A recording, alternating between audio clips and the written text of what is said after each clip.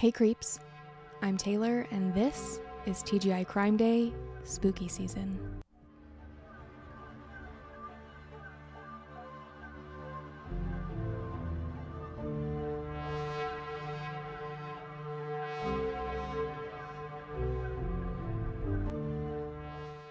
Hello and welcome to TGI Crime Day. Today's episode is another spooky season topic. If you are new to this podcast, it's usually true crime, but for Halloween, I'm talking about all things spooky, haunted, unexplained, everything in that kind of vein. Speaking of which, if you have a ghost story, hometown urban legend, or anything in that realm of spookiness, please tell me your story in an email. I am really hoping to start doing listener files episodes and reading your emails on future episodes, so send those to tgicrimeday@gmail.com. I was in Paris a couple of weeks ago, and one of my favorite things to do while traveling is go on spooky history tours. Of course, I wanted to learn the dark and creepy parts of Paris, so I went on a tour through Airbnb Experiences, which I will link in the episode description, so if you're ever in Paris and you need something spooky to do, you can take this same tour. My tour guide's name was Matt, and he was absolutely fabulous. We had the best time, and he was really nice when I was taking notes on my phone the whole time, like a creep. So, the stories I've got for you today are mostly from what I learned on the tour, with some Googling to fill in the blanks that I might have missed. Paris may be known as the City of Lights, but sheesh, they have some dark history. The first stop on our spooky tour is Notre Dame. Construction on the Notre Dame Cathedral started in 1163, and it took almost 200 years to complete. The cathedral is dedicated to the Virgin Mary and is said to be one of the most perfect examples of French Gothic architecture. Construction was started by Bishop Maurice de Sully and was meant to be the greatest church ever built, which meant that the best of the best would be hired for this project. Also, as always, when I am talking about places that are not America, please excuse my pronunciation. I swear to you, I'm trying my best, but I will simply not do great, okay? I'm trying my best. One of the most talented ironworkers of the time was a man named Biscornet, and he was hired to design the beautiful, intricate metalwork that would welcome worshippers through the front doors of the cathedral. Biscornet was thrilled for this incredible opportunity and got to work right away. He created draft after draft and pitched idea after idea, only to have all of the ideas rejected. The young ironworker was so devastated at his failures and had begun to run out of ideas, so he began to pray. Finally, an idea struck him. Biscornet went to work creating the incredible metalwork. He worked for hours on end until he was so exhausted he fell down in front of the doors. At last, it was finished. The morning after the project was completed, when the people of Paris saw this door, they were shocked. No one could believe that Biscornet had finished this project so quickly and that the work was almost too good. No one had ever been able to manipulate iron the way that Biscornet had. Because it was the 1200s and the Catholic Church ruled everything, rumors started to swarm through the city. The people believed that there was no way Biscornet could have done this on his own. No one was that talented. It had to be the devil. After all, he had been begging the heavens to send him an answer that the church would like, to no avail. Then he finally got an answer from someone maybe he hadn't expected, the devil. Rumors flew that Biscornet had sold his soul to the devil to make these doors, and that point was solidified in people's minds when the doors allegedly wouldn't open until holy water was sprinkled on the locks, and then they popped right open. Things were only made worse when Biscornet died suddenly, not long after completing the project. Maybe it was from the stress of the entire community of accusing him of spinning iron with Satan. Just saying. But they didn't believe that. They believed that the only explanation was that Satan had taken him, as was promised when he completed the doors. The longer the Parisians stared at the ironwork and spread their whispered suspicions, the more alleged signs they saw. The swirling signs on the doors suddenly took the shape of 666, the number of the beast. And even his name was broken down as evidence that he had sold his soul, Biscornet. Bis meaning two or twice, and cornet meaning horn. They decided that this had to have been a sign of the two-horned one. These doors have been nicknamed the Devil Doors, and this spooky legend makes them even more interesting than just the incredible ironwork. Notre Dame has plenty of spooky stories like that one, and some of them are more gruesome than others. One of them is the story of the Lady of Notre Dame ghost. One rainy day in October of 1884, a young woman was pacing the grounds outside the Notre Dame Cathedral like she was waiting for someone. There was a rule back in those times that a woman couldn't climb the stairs up to the roof alone. They had to have a chaperone. An old woman agreed to take her all the way up the 300 steps to the bell tower. When they reached the top, the young woman allegedly ran and threw herself from the top of the bell tower. Unfortunately, this young woman did not survive the fall, and to make this horrifying death even worse, she had landed on the spiked fence surrounding the cathedral, which left her body in a terrible, gruesome state. They left her mangled body outside the cathedral, hoping someone would walk by and recognize her, but she remained unidentified for days. There were witnesses who saw her go up the stairs with the old woman, but when the police later tried to find this woman and question her about exactly what had happened, the old woman was nowhere to be found. Some people believed she was an evil spirit who had convinced the young woman to jump to her death. People say that if you are outside the cathedral between 1 and 3 a.m., you might catch a glimpse of the ghost of the young woman floating around the grounds. Apparently, the police headquarters are located across the street from the cathedral, and there have been times when an officer looks out the window late at night and sees movement in the area near the bell tower. The police are required to go and check it out anytime something strange might be happening on the cathedral grounds. And many times they have found teenagers that have broken into the cathedral on a dare, things like that. But there have been a handful of times when they've gone over to investigate, climbed all the stairs up to the bell tower, only to find it empty. According to our tour guide, they added cameras in the 90s so that the police wouldn't have to keep going over and making the trek all the way up the 300 steps to the top of the bell tower, which I don't blame them. Supposedly, they've caught some spooky happenings on the cameras. As we all know, the fascination with all things morbid is not new. Paris in the 1800s was the prime example of this for many reasons, but one of the top ones is the existence of the Paris morgue as a tourist attraction. Yes, you heard me correctly. Not far from Notre Dame on the banks of the Seine River, there was a morgue that was moved from its original location to a more convenient spot in 1864. This was done because the new location was a more modernized building, and it made it possible to have a tunnel system from the nearby hospital directly to the morgue, and also because it was easier to display the corpses that were pulled from the Seine River. It didn't start out as the most depressing tourist attraction ever. Originally, it was used to help identify bodies that were found in the streets or from the river. The idea was that the friends and family of the deceased would come to check the bodies and claim them. Very bleak and very tragic, but that's the way things had to be done pre-telephone. No one running the morgue could have imagined that it would become a tourist trap for the morbidly curious viewers. Unlike many Parisian entertainment options, the morgue was free, so people crowded around the macabre museum, shoving their way through crowds to get a glimpse of a corpse on display. The bodies were undressed, frozen, and then placed on a tilted marble slab behind a wall of glass. The clothing and other personal items found with the deceased were put on display next to them as help to identify people, I guess. Before 1882, when a refrigeration system was put in place, they used huge slabs of ice to keep the corpses as cold as possible. Basically, these slabs of ice would hang from the ceiling and drip cold water onto the corpses to preserve them.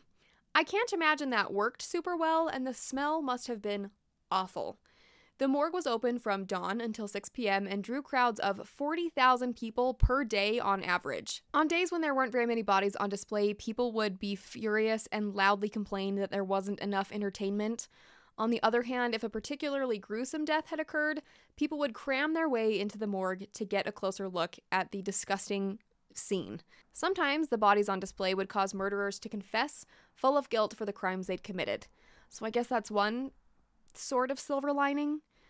To make things even more upsetting, the bodies that were unclaimed were sent to the cemetery or cremated, but their personal items would go into a gift shop where people could buy them as a souvenir on their way out. Yikes-a-bikes. Eventually, people caught on to the fact that it was probably pretty awful to take their children to see dead bodies on display, and also that it was insanely unsanitary, so the morgue closed down in 1907. Thank goodness. Stories like that are what make me shake my head when people act like millennials are weird for our fascination with true crime. Like, besties. We're watching Dateline, not buying souvenirs from a morgue gift shop, or paying to watch public executions, which we're going to talk about in a minute. Another very bleak and gruesome tale from Paris is the story that possibly inspired Sweeney Todd. Paris had its very own demon barber, and are we surprised that there was possibly more than one in the world? Absolutely not. In the 1300s, on a road called Rue de la Harpe, there were all kinds of businesses. Wedding chapels, boarding houses, brothels, butchers, bakers, candlestick makers, probably. And in the middle of all the hustle and bustle, there was a barber shop. This barbershop became incredibly well known, not because of the cleanest shave in town, but because of all the murder. All the evil deeds happening in the confines of the barbershop were brought to light by a true hero, a loyal dog of one of the many victims of the demon barber. One day, this dog was barking relentlessly outside the locked barbershop, and eventually the police were called to see what was going on. This was when the police discovered a dead body. The body was our hero dog's owner, who is usually unnamed, but sometimes called Klaus, so that's what we will call him for the rest of this story. Apparently, Klaus had been lured into the barbershop and then murdered. The legend goes that this barber would lure men into his chair, slit their throats, and then to get rid of the body, they would be dropped down a hidden chute that led to the cellar. To make things even more horrifying, if that's even possible, the barbershop shared a cellar space with the butcher next door. This butcher next door sold meat pies that were very popular in town. I will let you put together what the secret ingredient in those pies was. If the legends are true, the barber was convicted of 4 murders, but it's believed he could have committed as many as 200. The murderous pair was sentenced to death and executed at the crime scene. It's also said that the building was destroyed and the land was salted and blessed before they rebuilt on top of it, which seems like a good idea. Something absolutely bananas is that the butcher's chopping stone is still around today, and the building that was put on top of the site is now used as a police station. Our tour guide said that they will tease new officers by making them have the parking spot right next to the stone and tell them that it's haunted. There are definitely some pieces of truth to this story, and some that are spooky urban legend details that make this such an interesting tale that has survived for generations. As I mentioned earlier, old-time Paris loved a guillotine viewing, especially if it was someone of celebrity status. During the French Revolution, the court tribunal convicted nearly 2,800 people and sent them to the guillotine in a span of only 718 days. Among these people was Marie Antoinette, the Queen of France. I feel like I could do a whole episode about Marie Antoinette because there's a lot to her story that gets glossed over, but very long story, very short. Marie Antoinette was an Austrian princess who was often, unfortunately, used as a pawn in the game of European diplomacy. At age 14, she was sent to marry the grandson of King Louis XV. The people of France were not thrilled about this because, at the time, they were not super fond of Austria, and people made it very clear that Marie Antoinette was not wanted or accepted there. On top of that, her husband, Louis XVI, was not exactly interested in being a husband, and while they eventually went on to have children together, basically because they had to, because that's how monarchy works, they were never in love. It was all for business and never for pleasure, which is really sad when you think about it. Marie Antoinette lived a very lonely life and kind of created this tiny village inside the palace grounds in Versailles. Like any royal, she wasn't perfect, and she ended up making friends with the only people who would befriend her. She was doing a lot of gambling and spending a ton of money, and people were pissed. The story of Marie Antoinette is often dramatized, and she's given a much bigger role in the French Revolution than she actually played. The role she did play was kind of thrown at her because King Louis XVI was very timid, and she was like, okay, well, someone's got to get shit done. There's obviously so many layers to that and a ton of details, but that's the quickest, most boiled down way I can describe it without being on this subject for like an hour. One thing that's not exaggerated is how much people hated the Queen. So, the royal family went into hiding when the French Revolution began, and eventually they were captured when someone in town recognized them while they were eating at a restaurant in disguise. They obviously didn't go far and hide very well, but that's neither here nor there. The king and queen were sent to the Palace of Justice, where the concierge prison was. As I mentioned before, they were sending people to the guillotine like there was no tomorrow. Most people were only imprisoned for a few days and usually sentenced and put to death in the same day. However, Marie Antoinette spent months in prison. Her husband, King Louis XVI, was sentenced and beheaded in January of 1793, then she was put in solitary confinement until her tribunal on October 14th, 1793. To put it simply, Marie Antoinette was convicted of treason and was sentenced to death. She was beheaded 2 days later, and people were thrilled about it. Thousands of people attended the execution, including 30,000 soldiers who lined the streets yelling at her on her trip to the guillotine. As Marie Antoinette walked up the steps to the executioner's platform, she accidentally stepped on the executioner's foot, and her last words have said to be something along the lines of, "Beg your pardon, I didn't do it on purpose." As the blade of the guillotine fell, the crowd went wild. Absolutely horrific. The executioner held up Marie Antoinette's head, yelling, "Long live the Republic." Marie Antoinette was unceremoniously thrown into an unmarked grave, and the urban legend goes that the executioner took the basket that was full of Marie Antoinette's blood and threw it out over the cheering crowd as if it were the Universal Studios production of Waterworld. Would it shock me if this was 100% true in this time period? Absolutely not. One more quick, horrifying fact about Parisian guillotines. The last person executed by guillotine in France was in 1977. You heard me correctly, I did not misspeak. 1977. That was practically yesterday. That's a horrific story for another day. The Palace of Justice still stands today and is in use, but not as a prison. Today it's used as a courthouse. It's so bizarre visiting places that were built in the 1300s that have such a rich history with this gorgeous architecture that almost feel magical, but now it's just home to someone's boring office and a broom closet. We just don't have buildings like that are that old in America, so it's always fascinating to me. People from other countries are probably like, it's not that big of a deal, we have them everywhere. Anyway, with all the death and horrible things that happened in the walls of the concierge prison, it should come as no shock that it's super haunted. The story goes that one of the offices is very haunted with a very violent presence. People would walk in and suddenly get nosebleeds. Books fly off shelves, furniture moves. Most upsetting of all, 4 different men that worked in the office each died from heart attacks in the office building. Whether or not you believe the haunting, there's definitely something terrifying about the Palace of Justice, given its dark history. Just a 10-minute walk from the Louvre is a fountain marking the spot that was once the largest cemetery in Paris.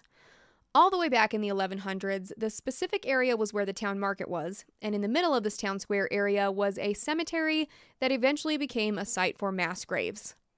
There would be up to 1,500 bodies per grave, and they would fill it until there was absolutely no more room. Then they would open a new hole and start the process all over again. For the next 300 years or so, they continued filling these graves to the point where the ground was so weak that the bones would start spilling into the cellars of the surrounding market. At that point, they realized that they needed more space to bury bodies, so in the 14th and 15th centuries, citizens built charnel houses around the cemetery so that they could take the bones from the ground and store them in the charnel houses instead. Then they could refill the ground with mass graves, and on this process went. This area became known for all kinds of things, from people committing murders in the middle of the night and just throwing the body into one of the mass graves, to rumors of vampires hiding their victims there. There was also alleged occult activity and evil spirits that would rise above the grounds of the cemetery. Eventually, in the 1700s, when King Louis XV reigned, he decided they needed to do something more about the cemetery since it was affecting the market. The unsanitary conditions of the cemetery were making it hard for people to conduct business in the area, which makes sense, so they came up with a plan to move the bodies. In September of 1780, after nearly 600 years of use, the cemetery was no longer allowed to be used, and they began the process of moving the bones to what is now the Paris catacombs. As they dug out these mass graves and charnel houses, a job that sounds awful, they took the fat deposits at the bottom of the graves to make soap and candles a la Fight Club. At the end of the move, which took about 12 years, the number of skeletal remains moved was around 2 million bodies. There are about 6 million bodies in the Paris catacombs, and 1/3 of them comes from the Holy Innocents Cemetery. In 1787, the cemetery grounds were replaced with a new market and herb garden, and a fountain was placed at the center. This fountain had originally been built in 1550 next to a nearby church, but was moved to mark the spot where the cemetery used to be. This fountain is now known as the Fountain of Innocence, and in modern-day Paris, this area is now a bustling city center with shops, restaurants, a place where I had the best crepes I've ever had in my life, and very fun nightlife. Again, it's so bizarre to go and see this fountain and hear this story. It's been there since 1550, marking the spot where there was a massive cemetery, but then you look around and there's like a Nike store and a McDonald's and a KFC. I wish I was kidding, but I'm not. That's literally what's there now. All right, you spooky babes, we have reached the end of our tour of some interesting spooky Paris history. I hope that you enjoyed this episode and maybe learned something new. Make sure you subscribe on YouTube and follow TGI Crime Day wherever you get your audio podcasts, and I will be back soon with part 3 of Urban Legends from every state. That's what's coming up next. Thank you for hanging out with me. Keep it spooky, keep Investi-Googling, and I will talk to you soon. Bye.